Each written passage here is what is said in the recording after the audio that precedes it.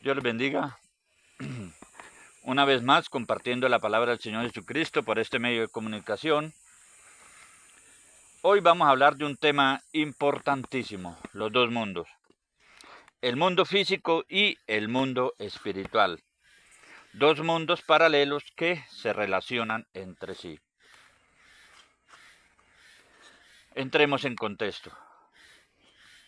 El mundo físico es todo lo que vemos, lo tangible, lo que tiene materia, moléculas y átomos. Aunque existen algunos fenómenos físicos, químicos y biológicos, por mencionar algunos, fenómenos que suceden en este mundo físico pero que son invisibles al ojo humano. Por ejemplo, el espacio electromagnético de la atmósfera, que permite el desplazamiento de las ondas de radio, de televisión, de los teléfonos celulares, para que lleguen a diferentes partes de la Tierra y así haya comunicación entre los pueblos. Una realidad invisible al ojo humano. Este es un ejemplo de fenómeno físico. Un ejemplo de fenómeno químico sería la fotosíntesis, la forma o la manera como las plantas elaboran su propio alimento, otra realidad invisible al ojo humano. Un ejemplo de fenómeno biológico sería algunos microorganismos que viven dentro del agua, como las bacterias, que son invisibles al ojo humano. Así es el mundo espiritual, una realidad invisible al ojo humano. Allí viven Dios, sus ángeles, arcángeles, serafines, querubines, pero también viven las fuerzas del mal, encabezadas por Satanás y sus ángeles caídos, conocidos como demonios. Este mundo espiritual por ahora no se ve, pero cuando venga el Señor Jesucristo a llevar su iglesia en el arrebatamiento de la iglesia del Señor Jesucristo, este velo espiritual se va a romper, se va a rasgar, y los que se queden aquí en la tierra, en la gran tribulación, van a poder ver a Satanás y a sus demonios.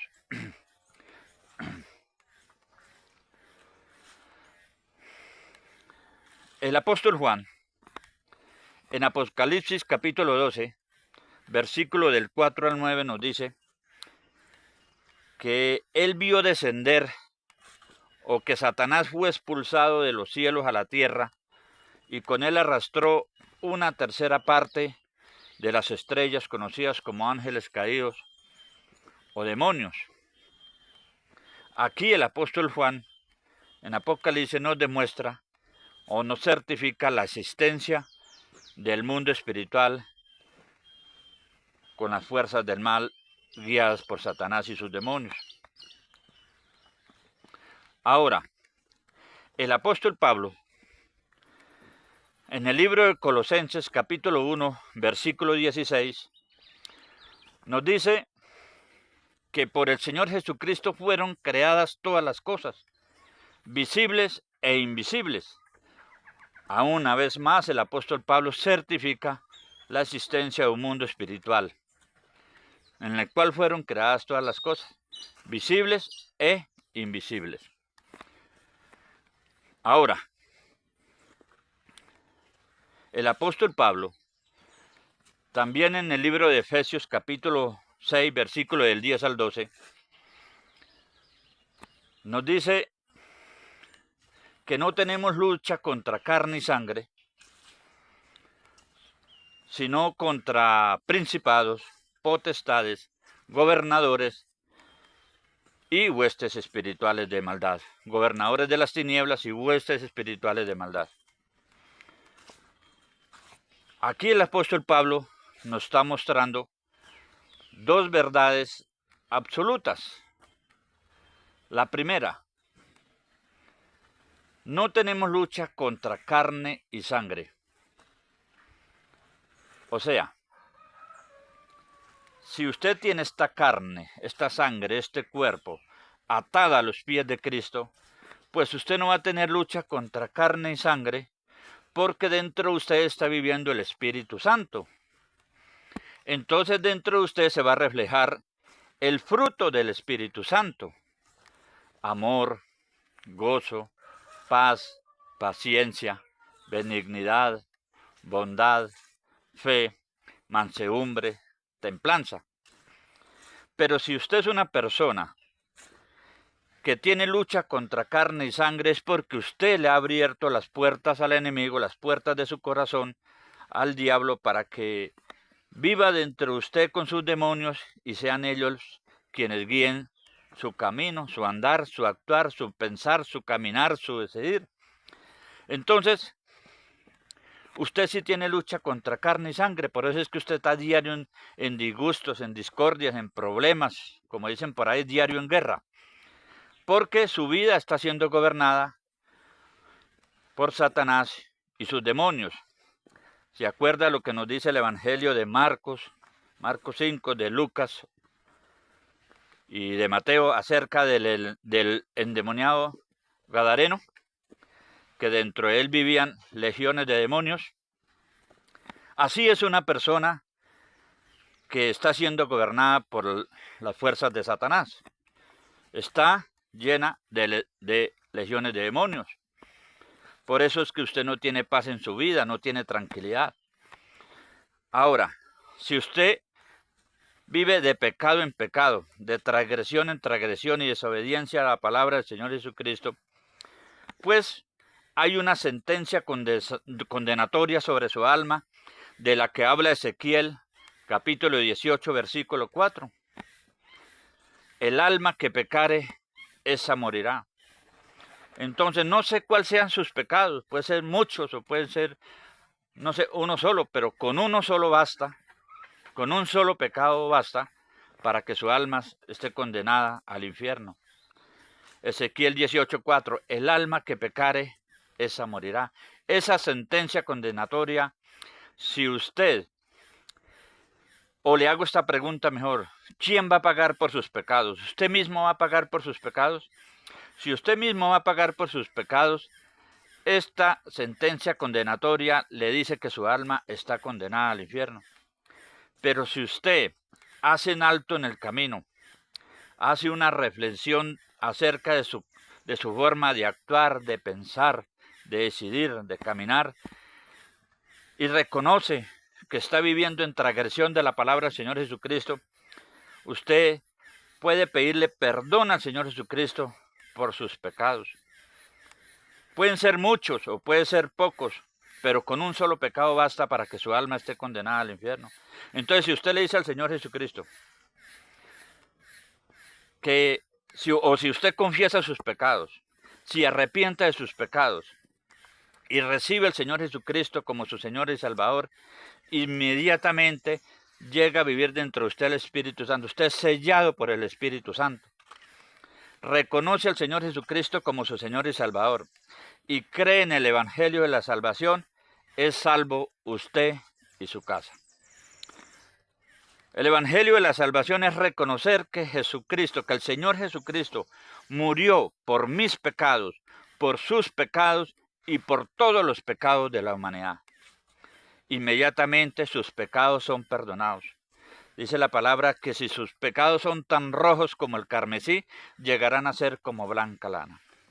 Entonces aquí el apóstol Pablo nos da, utilizando esta figura literaria que se llama antítesis, nos da a entender una verdad relativa, una verdad absoluta, una verdad absoluta, de que no tenemos lucha contra carne y sangre, ya lo explicamos. Entonces, utilizando el apóstol Pablo, esta conjunción adversativa nos da a entender la existencia del mundo espiritual guiada por el ejército de Satanás y dirigida en 4 frentes.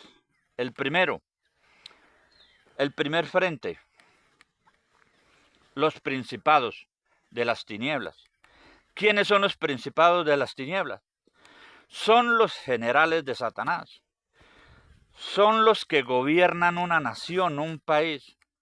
Son los que trabajan la gente de alto perfil, como presidentes, como ministros, como senadores o congresistas, representantes de la Cámara, trabajan las mentes de esas personalidades para que dicten leyes injustas, leyes en contra del pueblo de Dios, leyes en contra del ser humano. Pero también esta clase de demonios, de ángeles caídos, son los generales de Satanás. Son el primer rango en la escala de Satanás. Son los generales del enemigo y son los encargados de hacer pactos satánicos con las personas que quieren fama y dinero. Ahora, el segundo frente de las fuerzas del enemigo está dirigida por potestades. ¿Quiénes son las potestades? Son grupos de demonios que viven recibiendo órdenes de los principados y trayendo maldad a la tierra, trabajando en las mentes de las personas para que cometan actos de injusticia, para que vivan de pecado en pecado. El tercer frente de guerra de Satanás se llaman los gobernadores de las tinieblas. Este tipo de demonios son los que viven o son los que guían un departamento o un estado.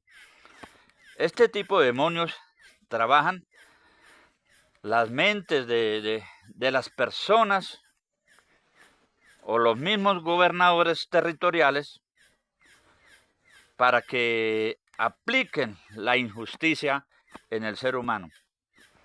El cuarto frente de guerra, de batalla de Satanás, se llaman las huestes espirituales de maldad. Estas huestes espirituales de maldad son cuadrillas de demonios que están regadas por todo territorio para llevar información a los principados y gobernadores de las tinieblas para que actúen de forma directa sembrando la maldad en la tierra. Entonces, teniendo identificado estas fuerzas espirituales de maldad, pues nosotros como conocedores de la palabra del Señor ya podemos enfrentarlas por medio de la oración, por medio del ayuno y por medio de estar predicando la palabra del Señor, guiando a las personas para que se abstengan o para que se arrepientan mejor de sus pecados, que reciban al Señor Jesucristo como su Señor y Salvador, para que Él sea el que guíe nuestro camino, nuestro andar. Aquí el apóstol Pablo nos da a entender la segunda verdad absoluta, ¿sí? Que es darnos a entender las fuerzas espirituales de maldad que son guiadas por Satanás y que son las que están causando la perversidad, el pecado en la tierra. Ahora, dijimos que cuando el Señor Jesucristo venga por su pueblo, por su iglesia, por sus redimidos, por las ovejas de su prado, de acuerdo a lo que habla primera de Tesalonicenses, capítulo 4, versículo 17, el Señor Jesucristo viene por su pueblo, por su iglesia. Inmediatamente entra a gobernar el anticristo la tierra. Los 7 años de gran tribulación que habla la palabra. Los 21 juicios de castigo que llegan a la tierra. Los 7 sellos, las 7 trompetas, las 7 copas llenas de la ira de Dios. Son 21 juicios consecutivos que van a caer a la tierra en la gran tribulación.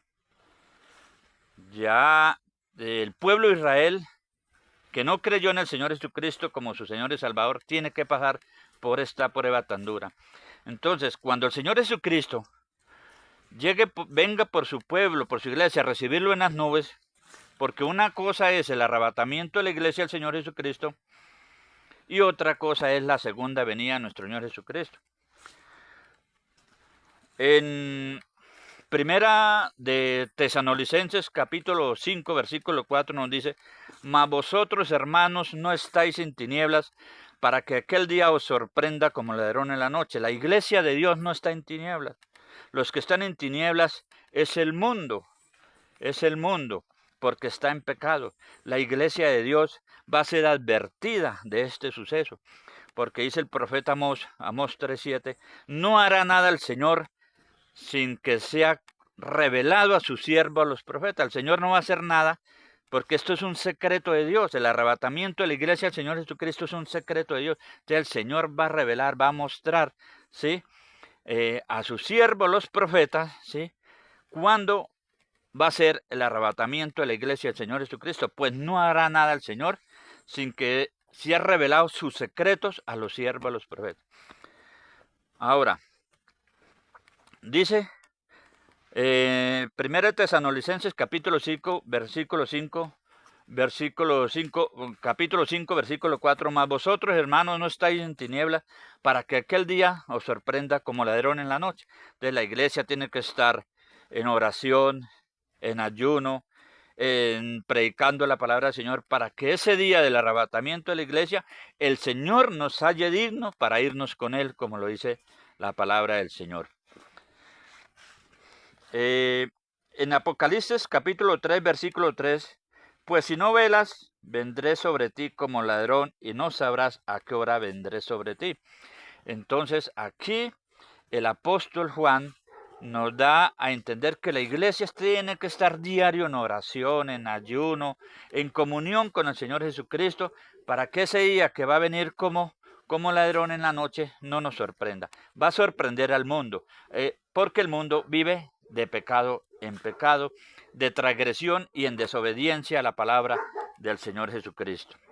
Tenemos que estar de acuerdo a lo como dice Mateo 25, ¿sí?, la parábola de las 10 vírgenes, de las vírgenes insensatas y las vírgenes sensatas. Las vírgenes sensatas es la iglesia que tiene sus lámparas encendidas, que tiene aceite en sus lámparas, que es el Espíritu Santo en nuestros corazones, guiando nuestro camino, nuestro andar, nuestro pensar, nuestro decidir.